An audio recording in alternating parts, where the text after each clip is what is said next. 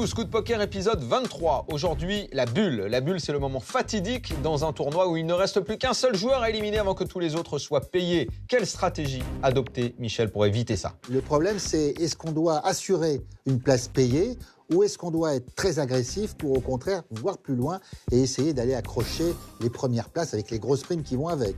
Et là, il y a deux attitudes qui s'opposent. Souvent, les joueurs débutants ou moyens jouent serré pour essayer d'assurer le minimum.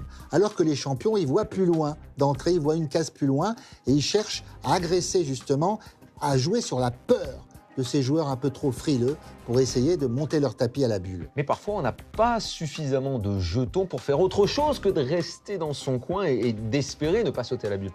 Là, si on est, comme on dit, short stack, on n'a pas d'autre choix que d'être patient et de jouer, comme disent les pros, en mode fougère. Et si on a un gros tapis, dans ce cas, il faut être agressif. Et si on est entre les deux? Voilà. Alors là, question de connaissance des probabilités, question d'expérience, question de jugement au cas par cas. Autrement dit, il faut savoir changer de vitesse en fonction de la taille de ton tapis. Compris, Daniel? Compris, Michel.